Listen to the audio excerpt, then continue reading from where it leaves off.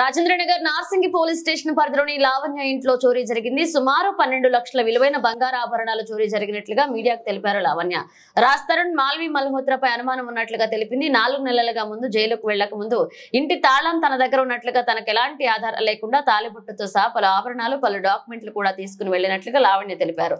2 రోజుల క్రితం ముంబైకి వెళ్లి రాజ్ తరుణ్ దగ్గర నుంచి తాళం తీసుకుని వచ్చిన తర్వాత ఇంట్లో చూసేసరికి బంగారు ఆభరణాలతో పాటు డాక్యుమెంట్లు కూడా లేకపోవడంతో లావణ్య నార్సింగ్ పోలీస్ స్టేషన్ లో ఫిర్యాదు చేయడానికి వచ్చింది.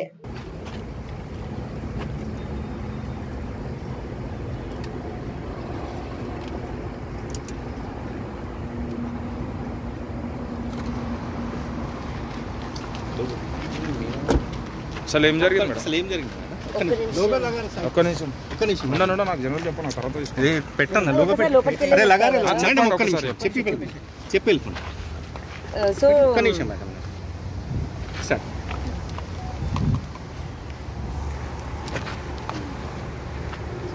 చెప్పండి. నేను ప్రిజన్ నుంచి బయటకు వచ్చే లోపటి రాజ్ ఇంట్లో నుంచి వెళ్ళిపోయాడండి. బీరువా తాళంచేలు కూడా రాజ్ దగ్గరే ఉన్నాయి. సో నిన్న నేను ముంబై వెళ్ళినప్పుడు రాజ్ తరుణ్ దగ్గర తాళంచేలు తీసుకొని వచ్చి బీరువా ఓపెన్ చేసి చూస్తే నాకు గోల్డ్ లేదు. మరి మా ఇంట్లో మనిషికి అయితే అవసరం లేదు గోల్డ్ తీసుకోవాల్సిన అవసరం.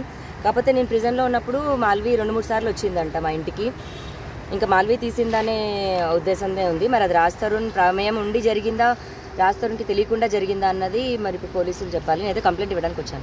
కీస్ లాక్ చేసి కీస్ లాక్ చేసే వెళ్ళానండి. రాజ్ తరుణ్ దగ్గర ఉన్నాయి. ఒక 10-12 lakhs గోల్డ్ అండి. నా మంగళసూత్రం అదే పుస్తల తాడు కూడా ఉంది అందులో.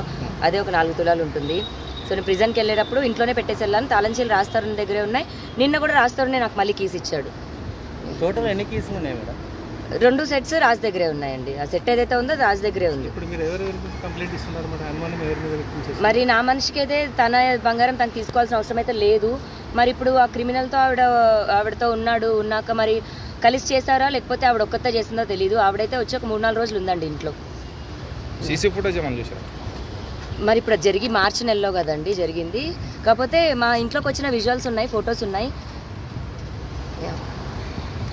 Thank you.